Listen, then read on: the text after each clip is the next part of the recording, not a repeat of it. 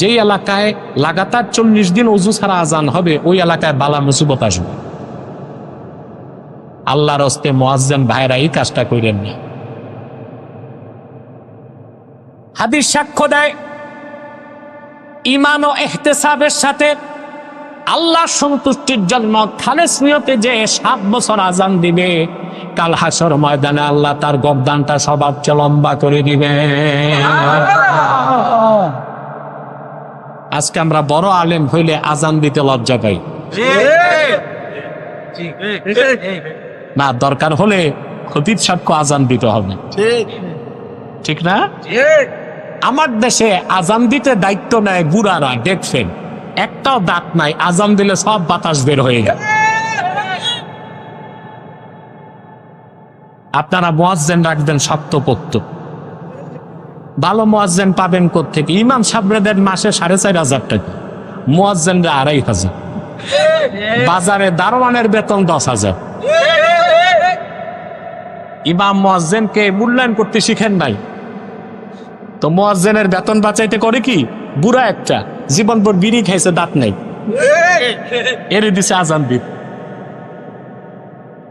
ইমাম রাখবেন যুবক, খতিব রাখবেন মুআম্মার বয়স্ক, আর মুয়াজ্জিন রাখবেন একদম টকবগে নওজোয়ান।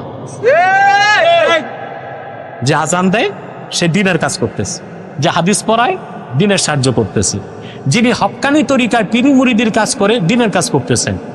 কথা বলেন। এরপর ওয়ারাদ্দু আলাল মুবতিলিন, বাতিল ফেরকাকে বুদ্ধি প্রজ্ঞা দলিল দিয়ে পরাস্ত করা, এটাও মুজাহাদা। এটাও কি? এই কাজটা যে করবে তারে তো সারা রাত পড়াশোনা করতে হয়। সবচেয়ে খাটনি কি বলেন তো? পড়াশোনা। সুবহান। আপনারা মনে করেন আলেমরা বসে বসে কিতাব পড়ে পরিশ্রম কই? মানুষের মাথাটা খাটাইলে মানুষ সবচেয়ে বেশি পরিশ্রম করে। তবে একটা বরকত আছে, আমি মুহাদ্দিস মুফাসসির বয়স 80 পার হয়েছে, একটাও টাক মাথা দেখিনি। আর বিশ্ববিদ্যালয়ের প্রফেসর 50 হইতেই মাথা স্টেডিয়াম। দেখছেন আপনারা? আলেম ওলামা দেখবেন 80 বছর বয়স, 50 বছর হাদিস পড়ায়, চোখ ঠিক, কান ঠিক, মাথা ঠিক। বয়স যত বাড়ে, বুড়া হয়, চেহারা নূর তত বাড়ে। আল্লাহু আকবার। আর বিশ্ববিদ্যালয়ের প্রফেসর 70 পার হইলে এটার আর মানুষ দেখা যায় না, হনুমানের মতো লাগে। ভুরু পেকে গেছে, দাড়ি তো চেষে ফেলে, চেহারাটা চন্দ্রবিন্দুর মতো দেখা যায়, মাথাটা টাক পরে একদম সাফা চাট, পিতলের ঘটির মতো চকচক করে রোদে বেরিয়ে। আরে যুবকরা, সবটুকুন সম্মান ইহকাল পরকালে কোরআনের পথে। আপনারা দেখেন না, করোনার সময় বিশ্ববিদ্যালয়ের এক শিক্ষক মারা গেছে, ঢাকা বিশ্ববিদ্যালয়ে। জানা যায় 7 জন ছাত্র উপস্থিত হয়েছে মাত্র। কয়জন? 7 জন। লোক নাই, ছাত্র নাই। আর বাংলাদেশে কোন আলেম ইন্তেকার করলে মাঠ ঘাট জনসমুদ্র হয়ে যায়। সুবহানাল্লাহ। যুবকরা এগুলো তাকায় দেখবা, বুঝতে পারবা সম্মান মর্যাদা সবকিছু কোরআনের পথে, সুন্নাহর পথে, এর বাইরে কোনো সম্মান মর্যাদা। তাহলে যিনি বাতিলকে দলিল প্রমাণ দিয়া পরাস্ত করেন, তিনিও মুজাহাদা করছেন, কারণ তিনি সারা রাত কিতাব পড়ে। কি পড়েন? এটা খুব খাটনির কাজ। এটা খুব, আপনারা যারা মোতালা করেন, এখন তো অনেক আলেম ফেসবুকের মোতালা করে, এটা আলেমদের ধ্বংস করে দিচ্ছে। আমি দেখছি এখনো বুজুর্গ আলেমরা ফেসবুকে চিনেও না। তবে এই বুজুর্গ আলেমদের উচিত ফেসবুক দেখার জন্য একটা টিম রাখতে হবে, কারণ 3 দিন আগে ঘটে যাওয়া সংবাদ তারা পায় 7 দিন পরে, ঠিক না? সেটা দেখতে হবে নিউজের জন্য। কিন্তু মোতালা বাদ দিয়া সারাক্ষণ ফেসবুক মোতালা করলে এলেমটা চলে যাবে। আলেম ভাইদেরকে বলবো অন্তত 4 ঘন্টা যারা ফারেগ হয়ে গেছেন কিতাব মোতালা করবে। কয় ঘন্টা? এতে আপনার ইলমের ব্যাপক বরকত আল্লাহ তাআলা দান করুন। একজন আলেমের মুজাহাদাই তো ভিন্ন। একজন হক্কানি আলেম ঘুমায় থাকলেও শয়তান তার কাছে যাইতে পারে না। বলা হয়েছে নাওমুল আলিমি খায়রুম মিন ইবাদাতিল আবেদ। একজন জাহেল আবেদের ইবাদতের চেয়ে একজন আল্লাহওয়ালা বুজুর্গ আলেমের ঘুমের দাম বেশি। মোল্লা আলী কারি রহমতুল্লাহ লেখেন, দামেস্কের জামি মসজিদে এক বুজুর্গ ঢুকতেছেন, দেখেন দরজায় এক শয়তান দাঁড়ায় আছে। বুজুর্গ জিজ্ঞেস করলেন, তুমি এখানে দাঁড়াইছো কেন? বলে, ওই যে একটা আবেদ দরবেশ নামাজ পড়তেছে, তারে ওয়াসওয়াসা দিব। বলে, তো ঢুকো না কেন? বলে, একজন আলেম ঘুমায় আছে, ভয়তে ঢুকতে পারতেছি। সুবহান। একজন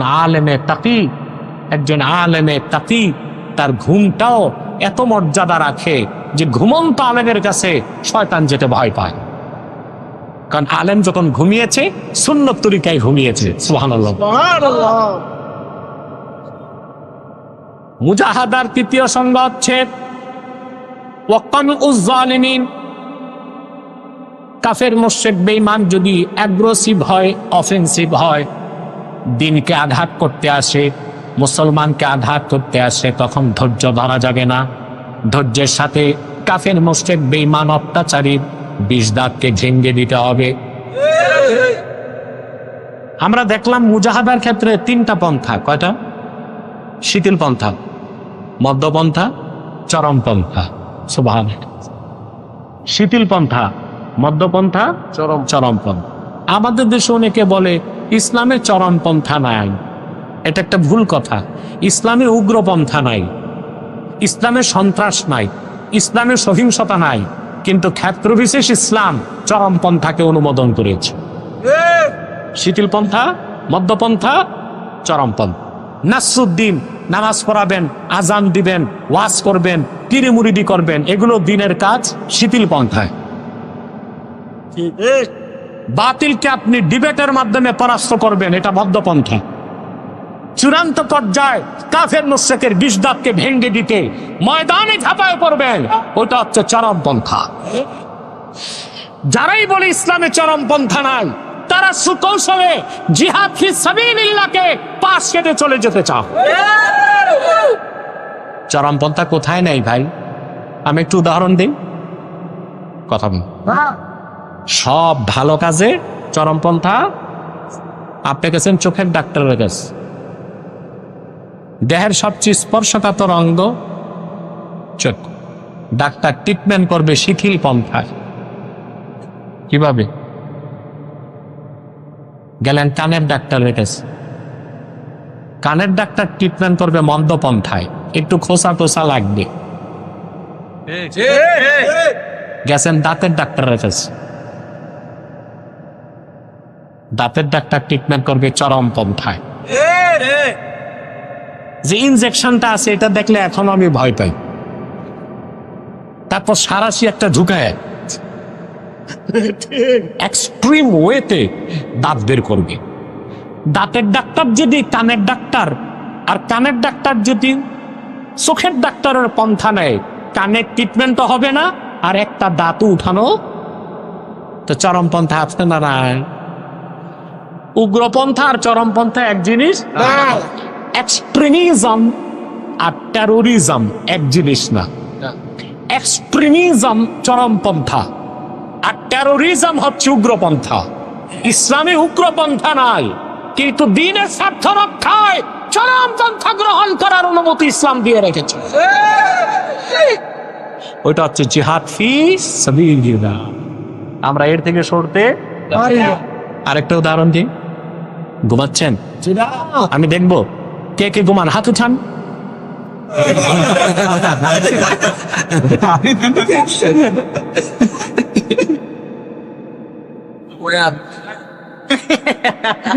জীবনভর শুনছি হুজুগে বাঙালি, আমি দেখি না বুঝে বাঙালি। হুজুগে বাঙালি না বুঝে বাঙালি? প্রিয় ভাইরা, আরেকটা দৃষ্টান্ত দেখেন। আপনারা দাবি দাওয়া নিয়ে সড়কে নামছেন মনে করেন, তো পুলিশ এসে বাধা দিবে। পুলিশের প্রথম প্রটেস্ট হচ্ছে শিথিল পন্থায়, ব্যারিকেড দিবে। ব্যারিকেড দিয়ে বলবে, ভাইরা যত লাফালাফি ব্যারিকেডের ওই পারে থাকেন, এটা শিথিল পন্থা। দেখা গেল জনগণ ব্যারিকেড ভেঙে ফেলছে, পুলিশ যখন লাঠি চার্জ করবে, এটা মধ্যপন্থা। দেখা গেল সমানে সমান, জনগণ ইটপাটকেল তুলে নিছে, পুলিশ তখন চলে যাবে চরম পন্থায়, বুলেট নিক্ষেপ করবে। আছে না নাই? শুধু ইসলামের স্বার্থ রক্ষায় জিহাদের কথা বললেই চরম পন্থা বলো? গণতন্ত্র রক্ষায় 5ই আগস্ট দেশ স্বাধীন করছো চরম পন্থায়, গণতান্ত্রিক পদ্ধতিতে আন্দোলন হয় না। কি পন্থা ছিল? এটা বাস্তব। বিএনপি নেতা বলেন সত্য। 16 বছর না, এই জন্য বলছি বিএনপি তো স্টেক হোল্ডার, এই আন্দোলনে তো তাদের অনেক, এই জন্য বলছি। কথা বুঝতেছেন? সবচেয়ে বেশি অবদান আলেম ওলামা পীর মাশায়েখের। তারপর অনেক রাজনৈতিক দলের লোকই রক্ত দিয়েছে, বিএনপির লোক, জামাতের লোক, খেলাফতের লোক দিয়েছে না? তো যারা রক্ত দিয়েছে সবাইকে আমরা স্টেক হোল্ডার মনে করি। 5ই আগস্ট দেশ স্বাধীন করছেন কি মধ্যপন্থায় না চরমপন্থায়? 16 বছর তো মাইন খাইছেন, একতরফা খাইছে। দেয়াল যখন পিঠে ঠেকে গেছে, ছাত্র জনতা মাঠে নামলো 5ই আগস্ট। একদিকে ডিফেন্স তাদের বাধা দিল, তারাও পিঠ দেখায় নাই, বুক পেতে দিয়েছে, যা পেয়েছে হাতে তাই তুলে নিয়েছে। দুদিকেই রক্তপাত হয়েছে। গণতন্ত্র রক্ষায় তো চরমপন্থাকে নিলেন, এটা যদি না জায়েজ না হয়, ইসলামের স্বার্থ রক্ষায় চরমপন্থা করা যাবে না, এইরকম ভাওতাবাজির ফতোয়া বাংলাদেশে দেওয়া আর মেনে নেওয়া হবে না।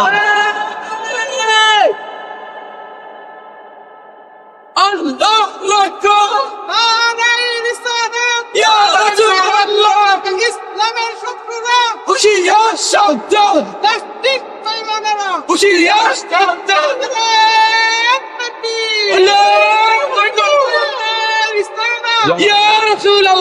সাল্লাল্লাহু আলাইহি ওয়াসাল্লাম। মুজাহাদা বুঝতেছেন? কথা বলেন। আবার মনে করায় দিই, নাসরুদ্দিন ওয়ারাদ্দু আলাল মুফতিলিন ওয়া কামউজ জালিমিন।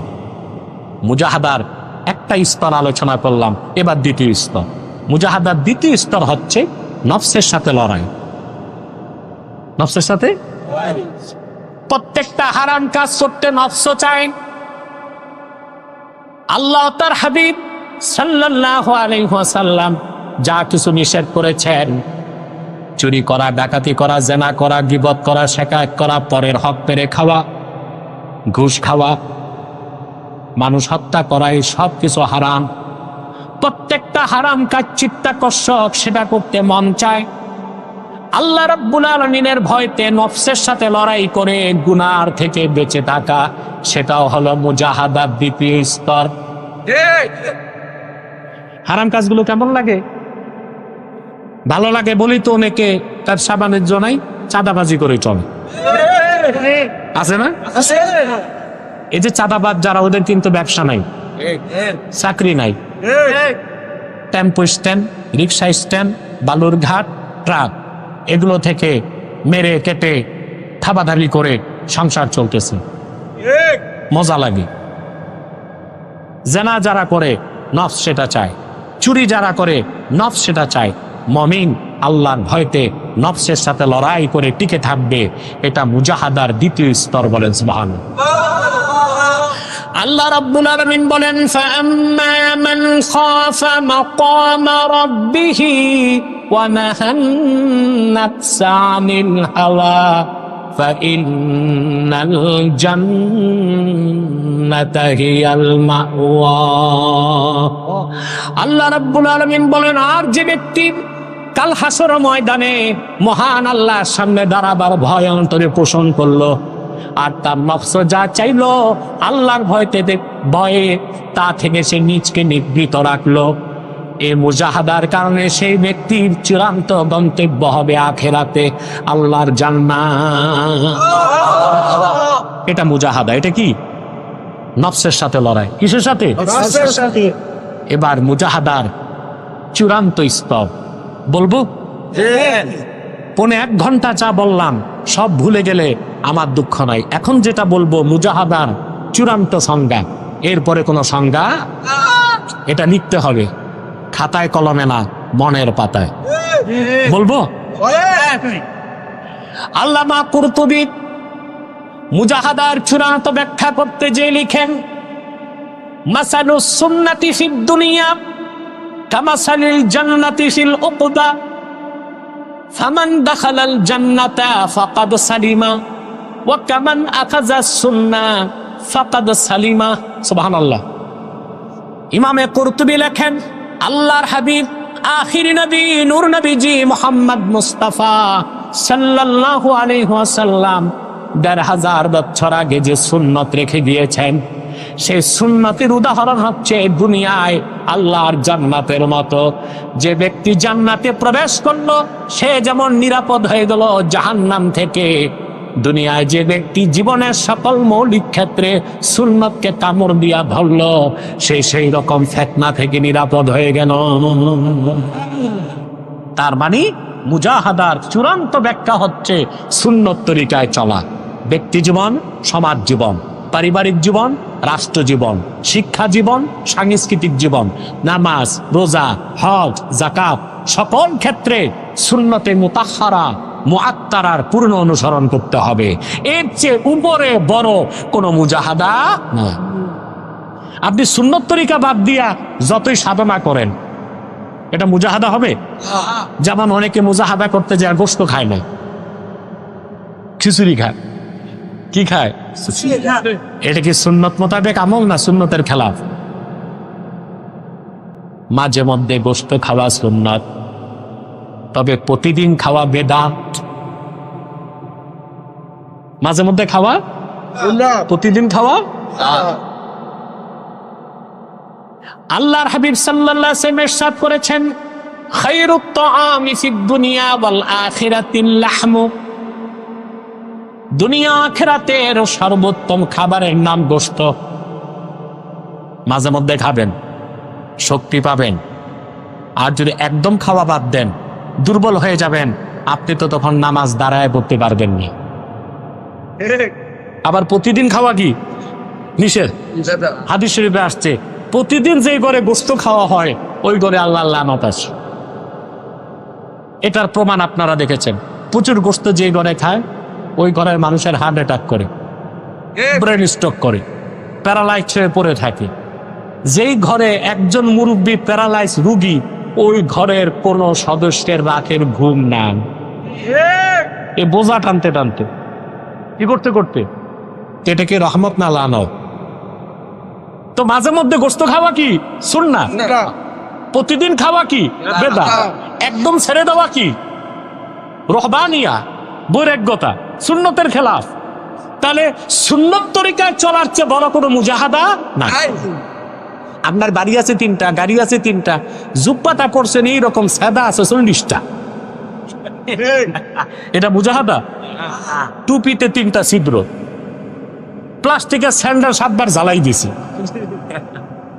বাড়ি, গাড়ি, নারী, ওই বেলায় মুজাহাদা নাই। ওগুলো ঠিক আছে। ব্যাংকে টাকা আছে 3 কোটি, যত ফকির আর মিসকিন গিলে দেখায় জুব্বার মধ্যে, এটা মুজাহাদা? আল্লাহ যদি তৌফিক দেন দামি পোশাক পরা কি সুন্নত না? কথা বলেন।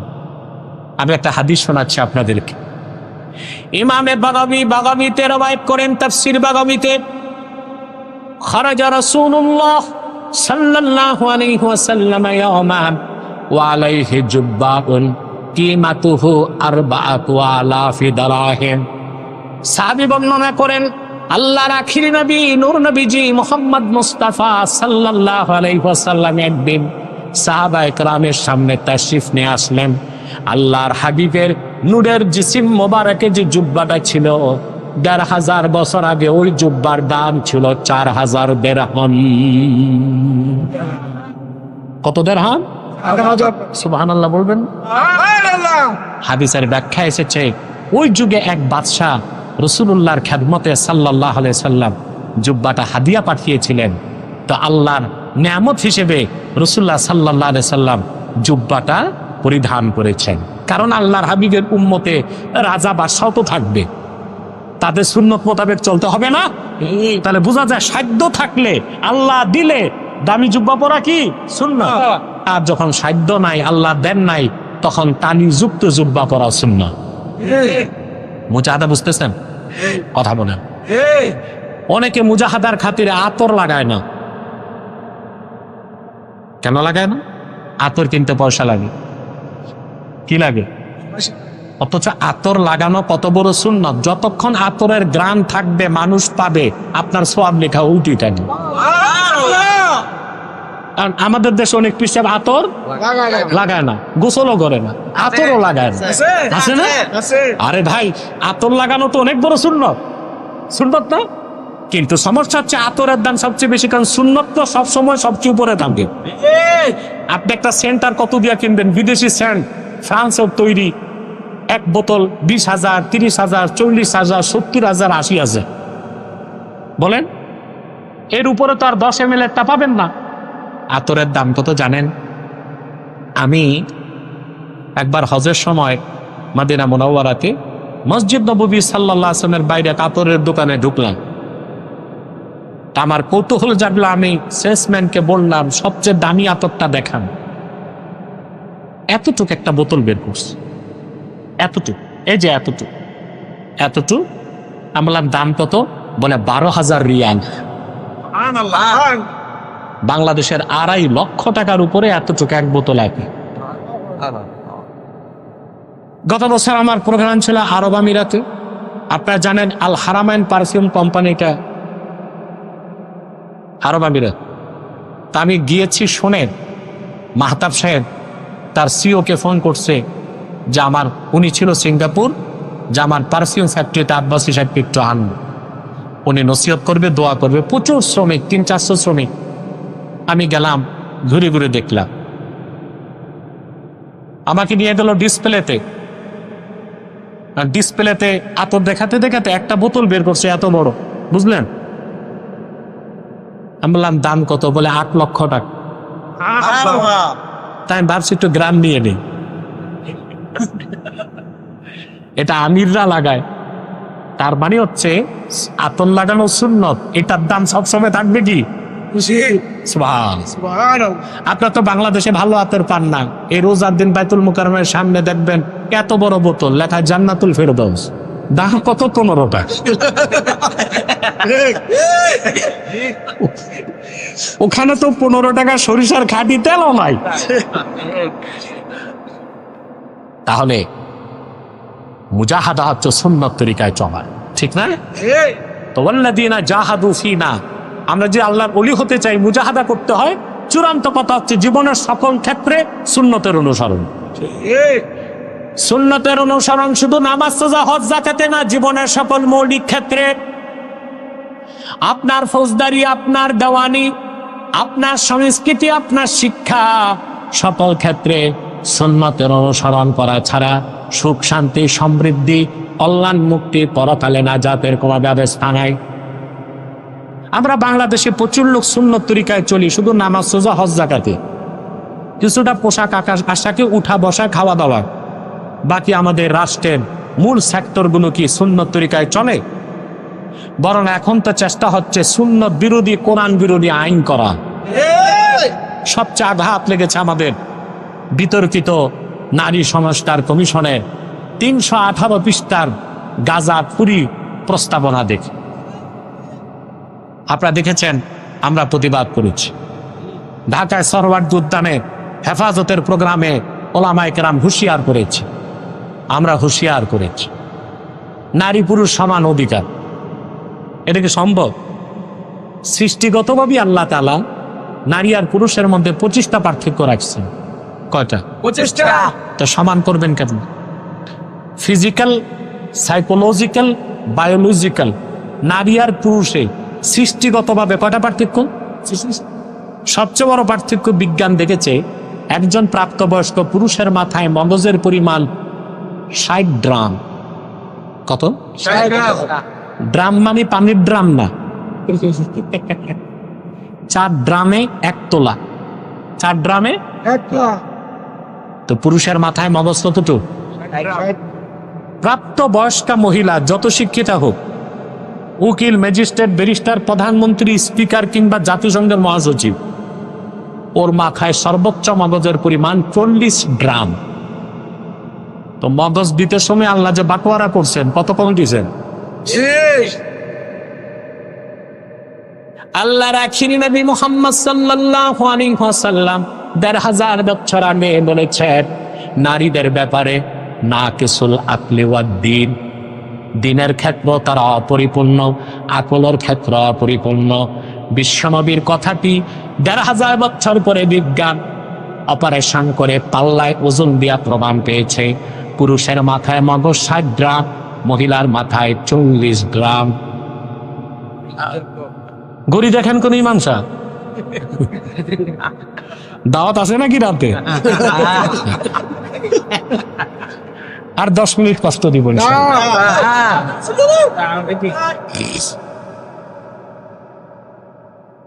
না রে বাবা। হজর পর্যন্ত কালকে আমার দিনে মাফ মতলব ফরাজি কান্দা দরবার শরীফে। তো আপনি একটা জিনিস আপনারা ভুল করেন, আপনারা তো আসলে বাংলাদেশে এখন সবগুলো সেক্টরে দুর্নীতি। এখন বক্তাদের দাওয়াত করতে বক্তা ব্যাপারই বাইরে জিনিস। বক্তা একটা কন্ট্যাক্ট করে দেয় 1 লাখ টাকা, সে খায় 30,000, বক্তারে দেয়। তো জনগণ মনে করে কন্ট্যাক্ট করি তো আনছি 2 ঘন্টা এটারে বাগদারা। এটা করবেন না। সময় কি হলো তা দেখবেন না, কথা কি হলো তা দেখবে। তো ফিজিক্যাল, বায়োলজিক্যাল, সাইকোলজিক্যাল কতটা পার্থক্য? সেই নারী আর পুরুষ সকল ক্ষেত্রে এক সমান অধিকার। এটা কি সুস্থ মানুষের দাবি না পাগলের? এরপর 318 পৃষ্ঠায় আবার ওরা বলছে তালাক দেবার ক্ষেত্রে নারী পুরুষের সমান অধিকার। সবচেয়ে জঘন্য একটা কথা বলছে, মেরিটাল রেপ।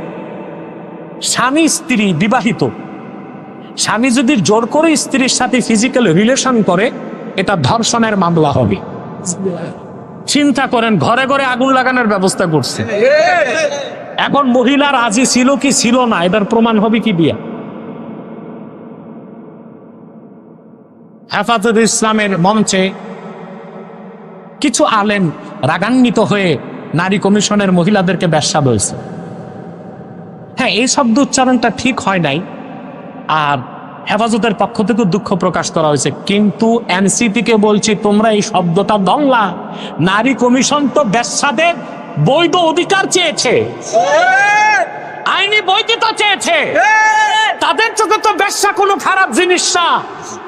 নারীদের লাগার আগে এনসিপি নেতাদের লাগলো কেন? তোমরাও কি জাসদের মতো বামপন্থীদের মতো বাংলাদেশে ইসলাম বিরোধী রাজনীতি করতে চাও কিনা? যদি সেটাই হয় তোমাদের উদ্দেশ্য, বাংলাদেশে জাসদ, বাসদ, বামপন্থীদের যেভাবে জায়গা হয় নাই, এনসিপিতেও জায়গা দেওয়া হবে না বাংলাদেশের মানুষ।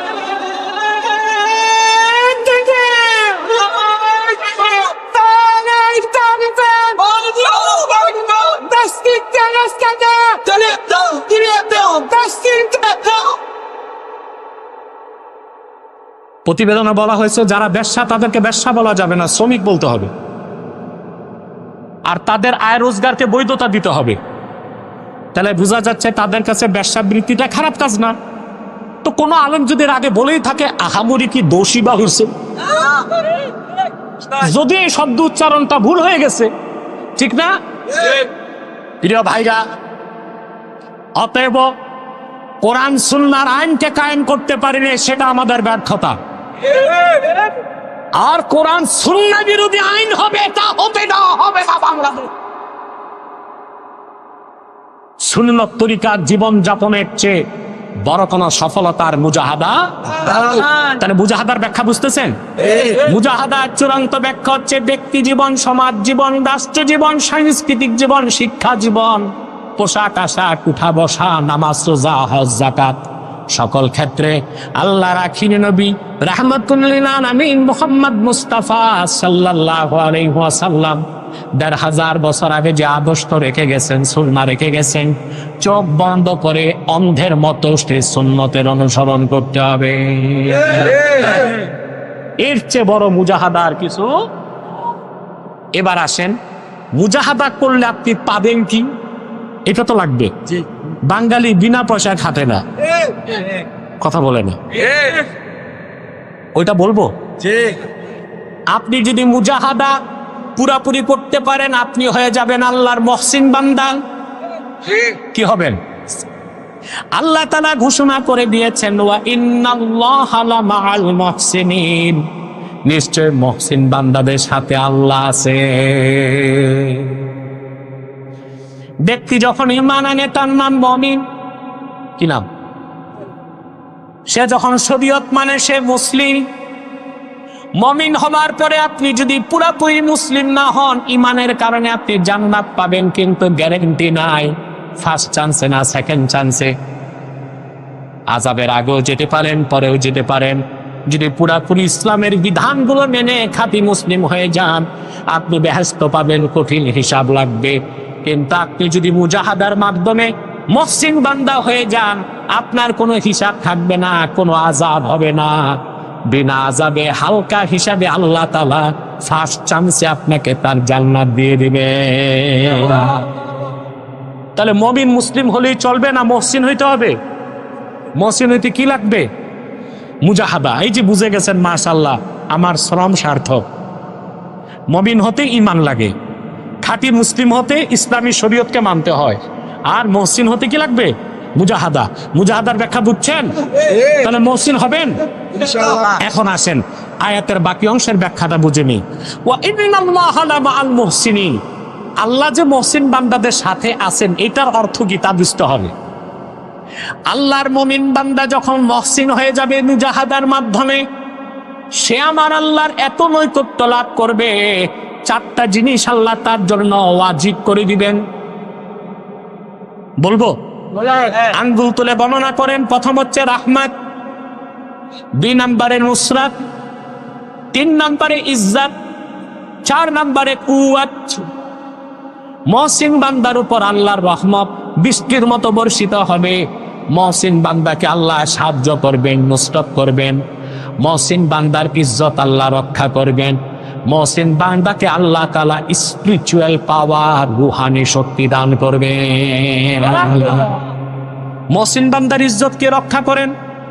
সাহায্য কে করেন? রহমত কে দেন? শক্তি কে দেন? সুবহানাল্লাহ, সুবহানাল্লাহ।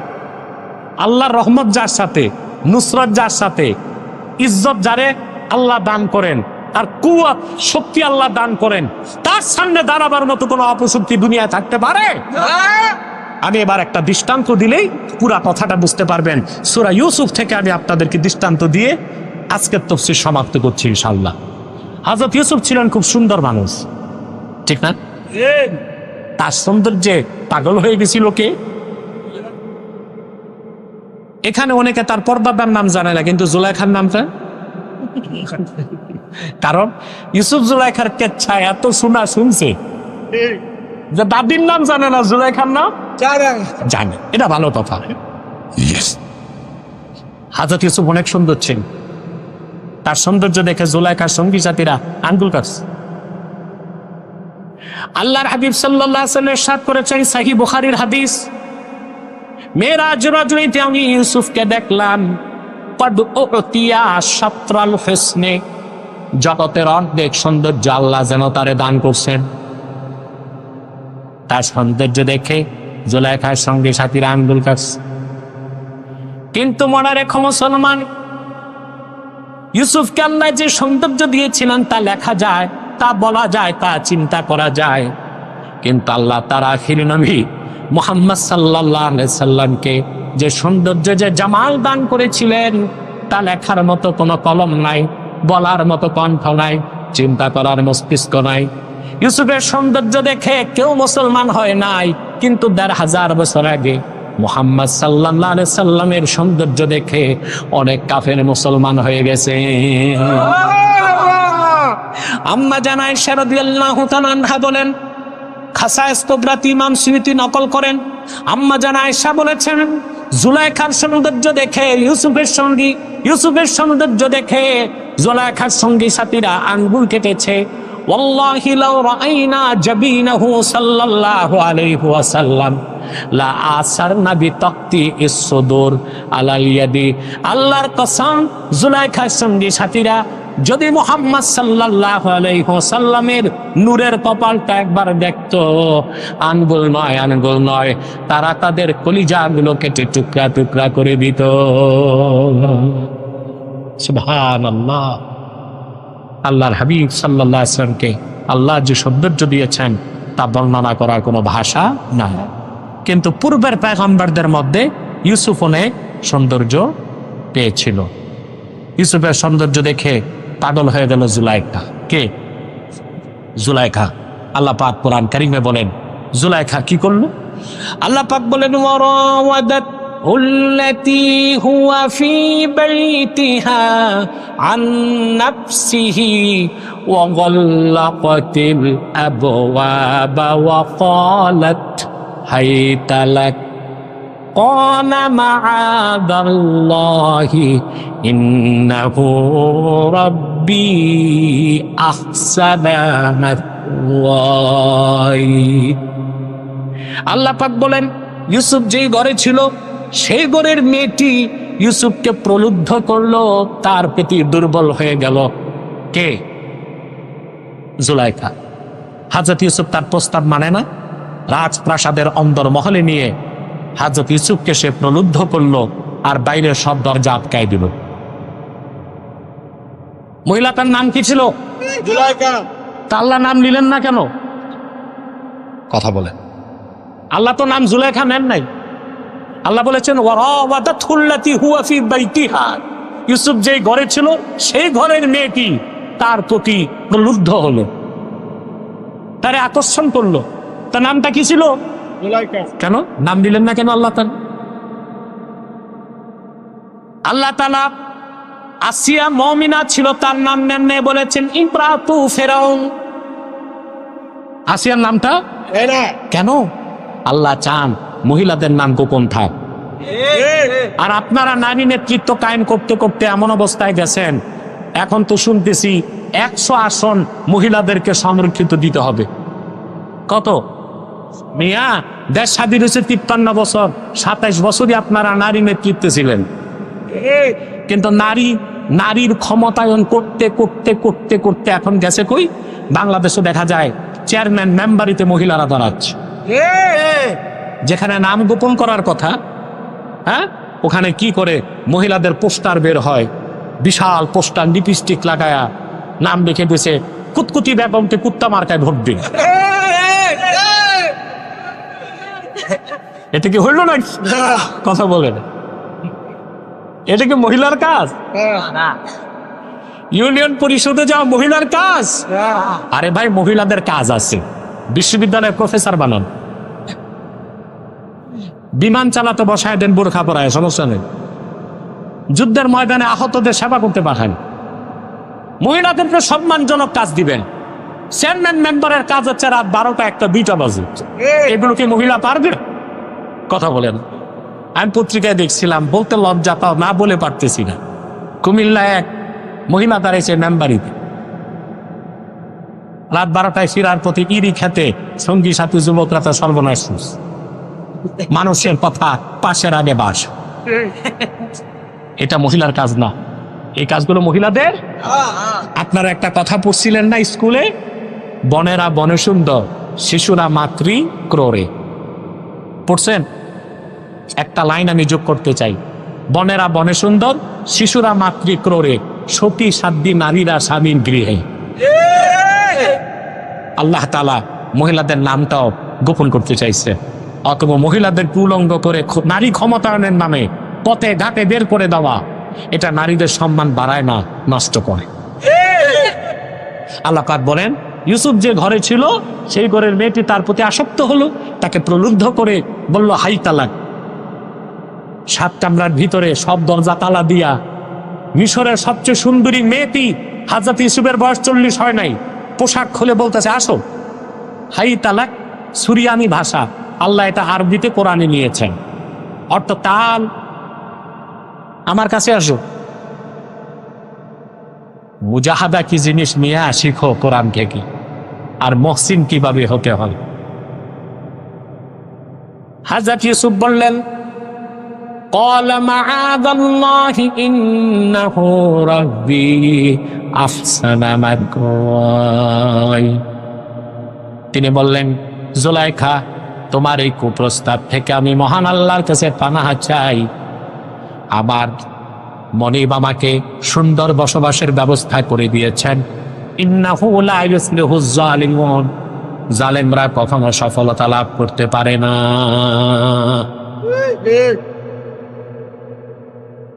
ইউসুফ আলাইহিস সালাম বাঁচলেন কেন না প্রশ্ন আসে না?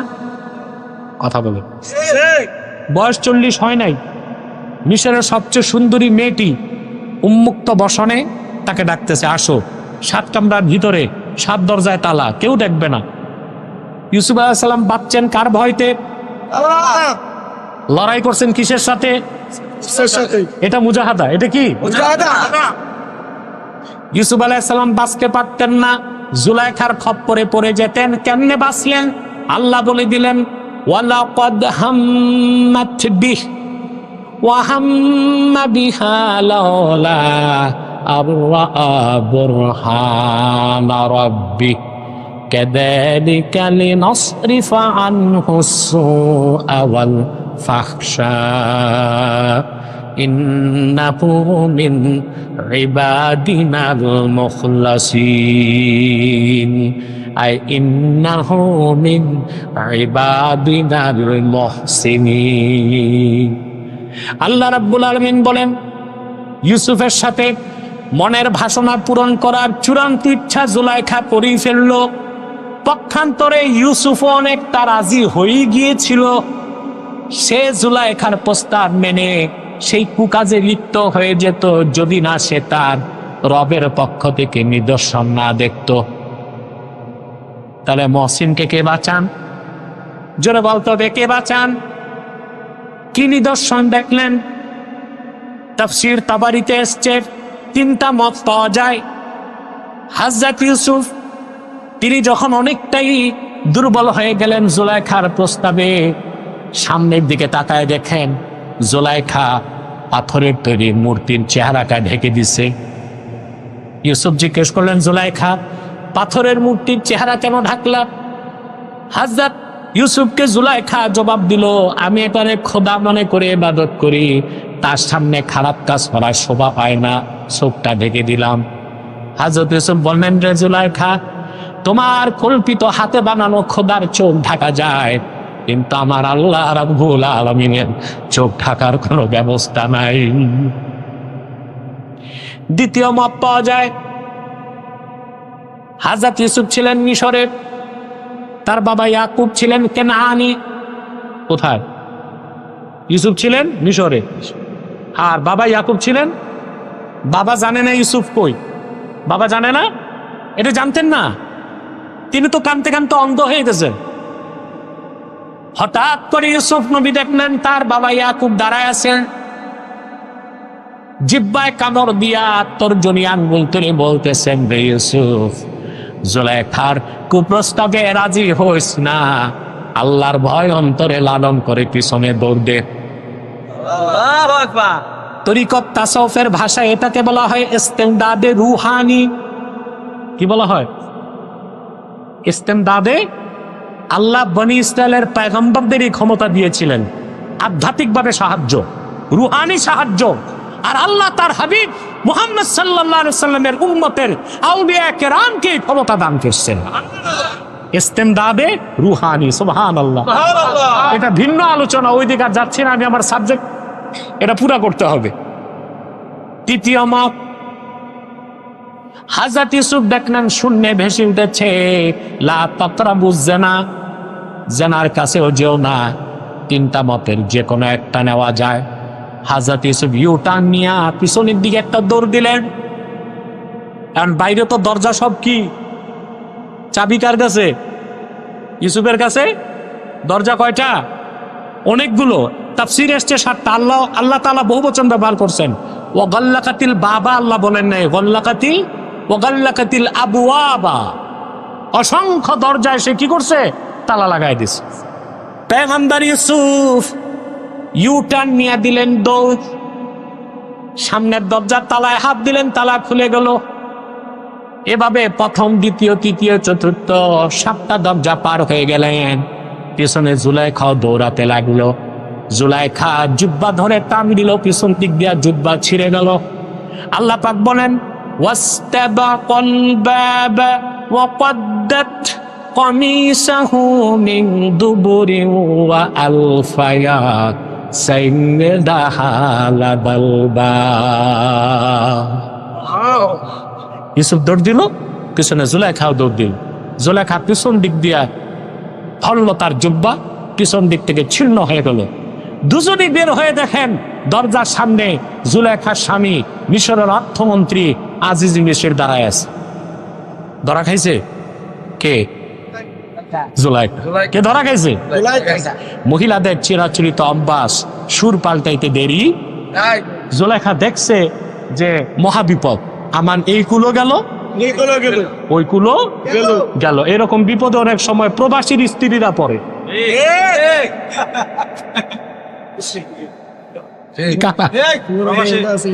মহিলা আছে, হ্যাঁ, মা বোনরা খাটলে আবার সমস্যা। ঠিক আছে, প্রবাসী ছেলেরা বিদেশ যায়, রক্ত পানি পড়া ঘামের পয়সা পাঠায় দেশে। তো স্ত্রী এই টাকা দিয়া দেখা যায় আরেক ছেলের সাথে বন্ধুত্ব করে মোজ মাস্তি করে। সব মেয়েদের বলছি না, কিছু মেয়ে। এর জন্য আবার ছেলের দোষ আছে। তোমার বিবাহিতা স্ত্রী থাকবে হয় তোমার মার কাছে, নয় তার মায়ের কাছে। এটার যদি কাঁচপুর ফ্ল্যাট ভাড়া দেয়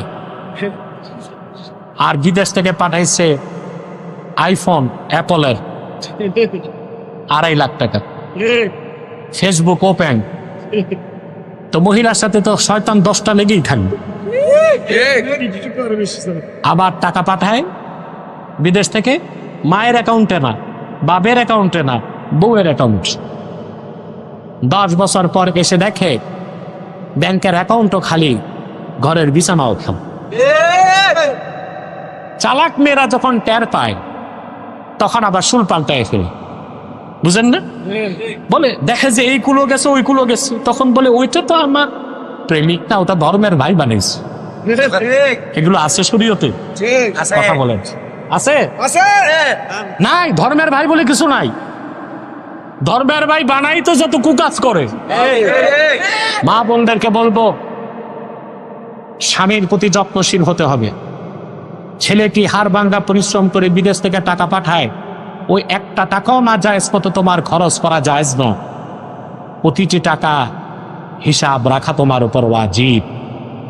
স্বামীর বদদোয়া বুলেট মিস হতে পারে, স্বামীর বদদোয়া কখনো মিস হতে পারে না। যে মেয়েরা স্বামীদের সাথে প্রতারণা করে, আমি দেখেছি এদের জীবন বরবাদ হয়ে যায়, এরা জীবনে আর সুখ করতে না। জুলাইখা দেখলো আমার এই কুলো যায়, তখন সুর পাল্টায় ফেলছে। সুর পাল্টায় সে কি বলতে লাগলো? জুলাইখা এবার গরম হয়ে গেছে, সুর পাল্টায় বলল এটা বন্ধ করো, ডিস্টার্ব হয় আমার। কি বললো শুনতেছেন? قالت ما جزاء من أراد بأهلك سوءا إلا أن يسجن أو عذاب أليم। আজিজে মেসেজ, আদর করে ছেলেটারে তুমি আমার বাড়িতে দিস। যে লোকটা তোমার স্ত্রীর সাথে খারাপ কাজের ইচ্ছে করে তার কি শাস্তি হওয়া উচিত? তোমার ঘরে থেকে তারে তো হয় জেলখানায় দেওয়া দরকার, নতুবা কঠিন কোনো শাস্তি দেওয়া দরকার। সুর পাল্টায় ফেলছে। হযরত ইউসুফ বললেন قال هي راودتني عن نفسي وشهد شاهد من أهلها إن كان قميصه قد من قبل فصدقت وهو من الكاذبين সেই ঘরে ছোট একটা বাচ্চা ছিল, 6 মাসের কম ছিল তার বয়স, জবান ফুটে নেই। হযরত ইউসুফের ইজ্জত রক্ষায় আল্লাহ ওই বাচ্চাটার জবান খুলে দিলেন। বাচ্চাটা সাক্ষ্য দিয়ে বলল, আজিজে মিসর, যদি দেখো ইউসুফের জুব্বাটা সামনের দিক দিয়ে ছিন্ন হয়েছে, তাহলে জুলাইখা সত্যবাদী, ইউসুফ মিথ্যাবাদী। وَإِنْ كَانَ قَمِيصُهُ قُدَّ مِنْ دُبُرٍ فَكَذَبَتْ وَهُوَ مِنَ الصَّادِقِينَ। আর যদি দেখো ইউসুফের জুব্বাটা পিছন দিক দিয়ে ছিঁড়ছে, তাহলে জুলাইখা মিথ্যাবাদী, ইউসুফ সত্যবাদী। শুরু হয়ে গেল তল্লাশি, কোন দিক ছিঁড়ছে, সামনে না পিছে? আল্লাহ পাক বলেন, فَلَمَّا رَأَى قَمِيصَهُ قُدَّ مِنْ دُبُرٍ قَالَ إِنَّهُ مِنْ كَيْدِكُمْ إِنَّ كَيْدَكُمْ عَظِيمٌ। তল্লাশি করে দেখা গেল ইউসুফের জুব্বা ছিঁড়ছে পিছন দিক থেকে। ধরা হলো কে? জুলাইখা। এবার আজিজে মিসর বললেন, এসব তোমাদের চক্রান্ত, তোমাদের মেয়ে জাতিদের চক্রান্ত অত্যন্ত মারাত্মক। সব যুগের মেয়েদের, মহিলাদের চক্রান্ত খুব খারাপ হয়, ঠিক না? আমি আর সেদিক যাচ্ছি না, আপনারা বুঝতে পারতেছেন আমি কি বলতে চাচ্ছি। রাতও হয়ে গেছে। সব সময়ের মহিলারা ক্রিটিক্যাল মাইন্ডের হয়। কি হয়? ক্রিটিক্যাল, মারাত্মক হয়। বুঝতে পারছেন? এবার আজিজে মিসর বুঝে গেলেন কে অপরাধী। আজিজে মিসর বললেন, ইউসুফ আ'রিদ আন হাযা ওয়াস্তাগফিরি বিযামবিক ইন্নাকি কুনতি মিনাল খাতিঈন। ইউসুফ, তুমি নির্দোষ, নিষ্পাপ, তুমি তার দিক থেকে দৃষ্টি সরাও। জুলাইখা, তুমি পাপী, তুমি অপরাধী, তুমি মহান রবের কাছে ক্ষমা চাও। তাহলে ভাইয়েরা, আমরা দেখতে পেলাম যদি কোনো ব্যক্তি মুজাহাদার মাধ্যমে চূড়ান্ত স্তর লাভ করে, সে হয়ে যায় মহসিন। বান্দা যখন মহসিন হয়ে যায়, আল্লাহ সে বান্দাকে জান্নাতে যাবার জন্য যতটুকু সাহায্য করা দরকার করেন, আর জাহান্নামের সব কাজ থেকে আল্লাহ তারে রক্ষা করেন।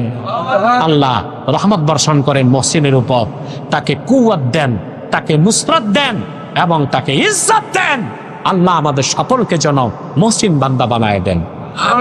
والذين جاهدوا فينا لنهدينهم سبلنا وإن الله لمع المحسنين صدق الله العظيم وصدق رسوله النبي الكريم ونحن على ذلك من الشاهدين والشاكرين والحمد لله رب العالمين। আমি আর কষ্ট দিচ্ছি না আপনাদেরকে, কয়েকটা জরুরি কথা বলেই আমি বিদায় দিচ্ছি। অনেক রাত হয়েছে, অনেক কষ্ট করছেন আপনারা। এই বসো বসো বসো, এই মিয়া সাহেব দাঁড়াবেন না? অনেকে ভাবছে যে ওয়াজ হয়ে গেছে, এবার যাই, মুনাজাত লাগবে না, ওনারা আউলিয়া কেরাম। আমরা এখন মুনাজাত, সামনে বসে নিলাম সাহেব, একদম অধিক টাকায় হাত লেগে যাবে। প্রিয় ভাইরা, আমি আপনাদেরকে কয়েকটা কথা বলেই বিদায় করে দিচ্ছি। আপনারা খুব কষ্ট করেছেন, এখানে বিভিন্ন দল ও মতের লোক আছেন, আপনারা আছেন না? আমি আপনাদেরকে করজোর, একটু দূরে হাত লেগে যাবে, করজোর অনুরোধ করছি আপনাদের কাছে, দলীয় মতভেদ থাকতেই পারে, থাকুক। মাদ্রাসাগত একটা বাংলাদেশে বৈপরীত্য আছে, থাকুক। কেউ কওমি, কেউ আলিয়া, থাকুক।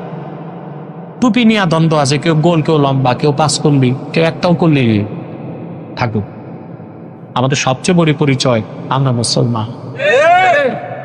করজোর অনুরোধ আপনাদের কাছে, আমরা প্রত্যেক মাসলাকের মুসলমান, তিনটি স্বার্থে এক হয়ে যাব।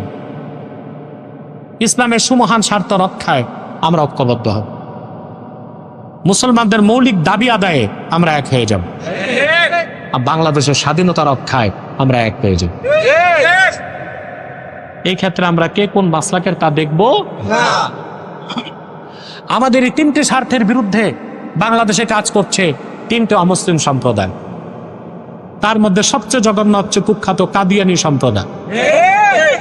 নিঃসন্দেহে তারা কাফের এবং অমুসলিম। তাদেরকে যারা কাফের বলবে না তারাও কাফের, কারণ তারা আল্লাহর আখিরি নবী নূর নবীজি আমার মুহাম্মদ সাল্লাল্লাহু আলাইহি সাল্লামকে আল্লাহর শেষ নবী হিসেবে বিশ্বাস করে না। চিল্লায় বলেন নাউজুবিল্লাহ। সেই জন্য তারা কি? তাদেরকে যারা কাফের বলবে না তারা কি?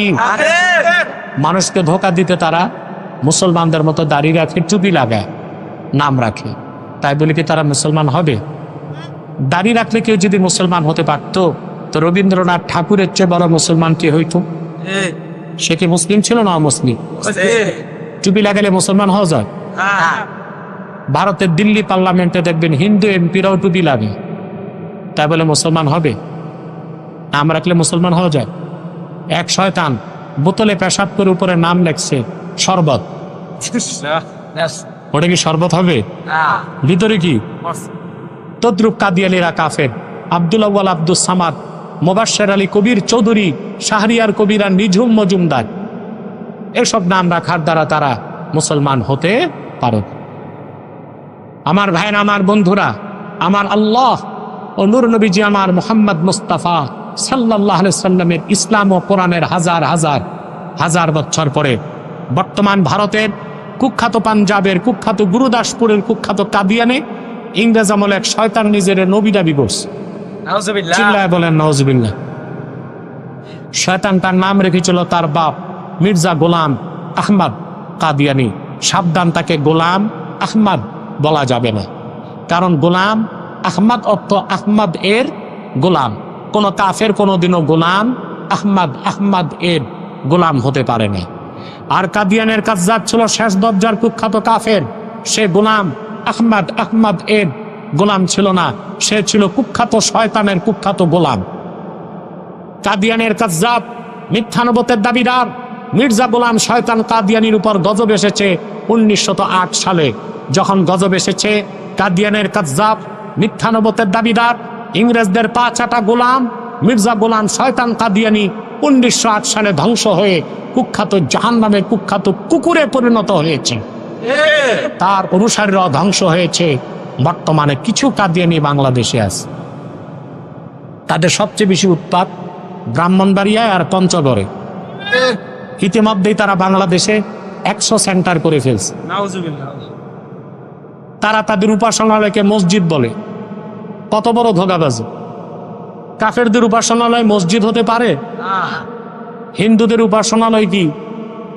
খ্রিস্টানদেরটা গির্জা, বৌদ্ধদেরটা প্যাগোডা। তো কাদিয়ানিরা তো তাদের চেয়েও বড় কাফের, তাদেরটা মসজিদ হতে পারে না। নিঃসন্দেহে শয়তানি আস্তানা। নাম পরিবর্তন করে করে তারা মিথ্যা পরিচয় দেয়। কখনো নিজেদের পরিচয় দেয় আহমদি জামাত, কখনো বলে আহমদিয়া জামাত, কখনো বলে আহমদি সম্প্রদায়, কখনো বলে আহমদিয়া সম্প্রদায়, কখনো বলে আহমদি মুসলিম জামাত, কখনো বলে আহমদিয়া মুসলিম জামাত।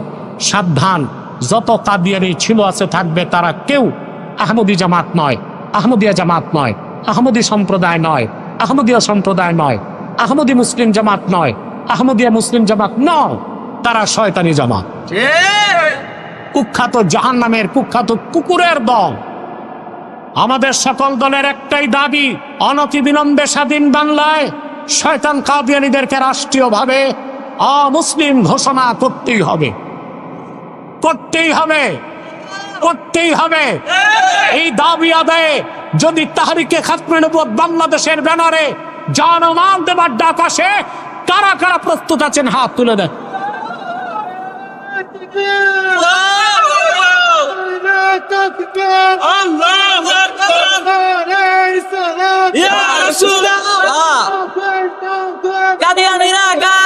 সম্মানিত সুধী,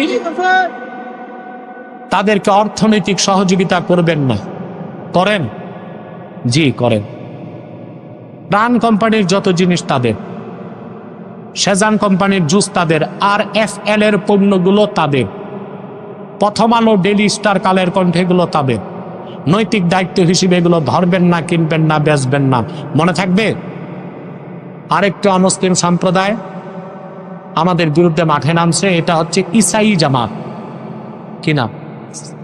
এটা খ্রিস্টানদের একটা গোপন দল। 1975 সালে বাংলাদেশে আসছে। এই পর্যন্ত 2.5 লক্ষ পরিবারকে ধোঁকা দিয়া খ্রিস্টান বানাইছে। ধোঁকাটা কি? এরা মানুষকে খ্রিস্টান বানায়, বলে তুমিও মুসলমান, তবে ঈসাই মুসলমান। বলে তার মানে, বলে তুমি ঈসার উম্মত মুসলমান। ঈসার উম্মত মুসলমান না খ্রিস্টান? এইভাবে তারা কাজ করে যাচ্ছে। তাদের কাজ এতটা বেড়ে গেছে যে এখন পার্বত্য চট্টগ্রাম, টেকনাফ এই অঞ্চলটাকে আলাদা করে পশ্চিমারা একটা খ্রিস্টান রাষ্ট্র বানাতে চাচ্ছে, যেটার ব্যাপারে আমার হুঁশিয়ারি বহু আত্মীয় শুনে এসেছেন। আর 3 তারিখ আমি এটা হেফাজতের প্রোগ্রামও বলেছি। আমাদের স্বাধীনতার বিরুদ্ধে তারা কাজ করছে খ্রিস্টানরা। এদের মধ্যে সবচেয়ে জঘন্য দলটি হচ্ছে ঈসাই জামাত নামে কাজ করতেছে। তাদের ব্যাপারে আপনাদের ঐক্যবদ্ধ হইতে হবে, জাতিকে সচেতন করতে হবে। আরেকটা বাতিল ফেতনা মাথা চারা দিয়েছে হিজবুত তাওহীদ। এই মারাত্মক এক ফেতনা, এটা ইসরায়েলের টাকা খেয়ে মাঠে নামছে। এরা বলে নামাজ হচ্ছে ব্যায়াম, অজু থাকলেও নামাজ হবে, অজু ছাড়াও নামাজ।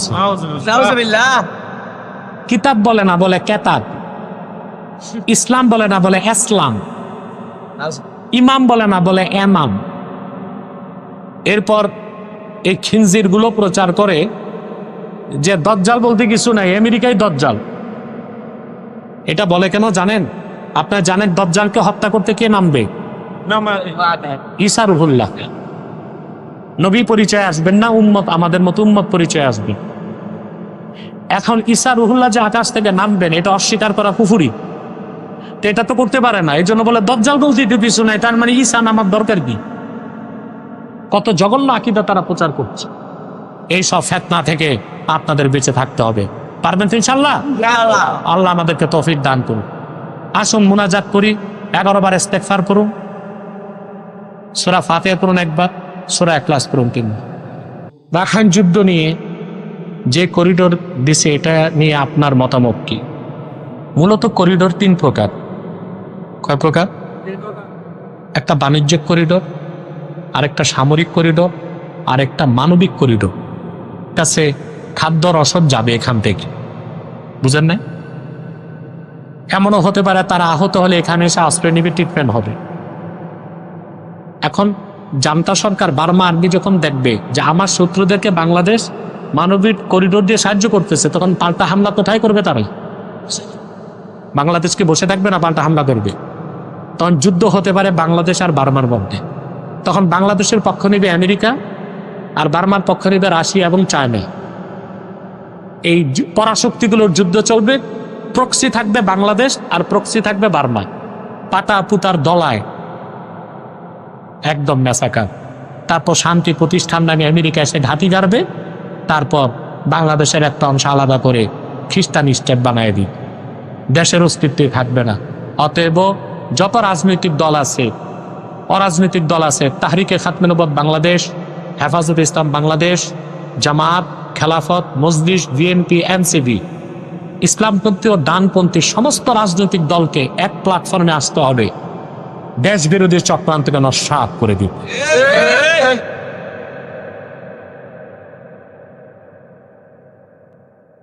ভারত পাকিস্তান যুদ্ধে আমাদের মুসলিমদের এখন কি করা উচিত? আমাদের উচিত হচ্ছে দোয়া করা, যেন পাকিস্তান আর্মি ভারতের 20 দাঁত ভেঙে দিতে পারে।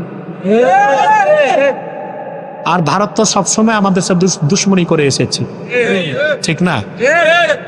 আর ভারতের মুসলমানদের উপর চরম নির্যাতন হচ্ছে। আমরা চাই ভারত কয়েক টুকরায় বিভক্ত হোক, আর ভারতের একটা বিরাট অংশ মুসলমানদের রাজত্ব কায়েম হোক। এটার জন্য নৈতিক, আর্থিক যত টেকনিক্যাল সাপোর্ট আছে বাংলাদেশের দেওয়া উচিত। এই যুদ্ধকে কি গাজওয়াতুল হিন্দ হিসেবে বলা যায়? না, এটাকে নিশ্চিত গাজওয়াতুল হিন্দ বলা যাবে না। গাজওয়াতুল হিন্দ যখন হবে, তা আলামতে বোঝা যায় যে ওই যুদ্ধে বাংলাদেশের প্রচুর লোক থাকবে, বাংলাদেশের, এবং ওই যুদ্ধে ভারতের চূড়ান্ত পরাজয় ভাববে।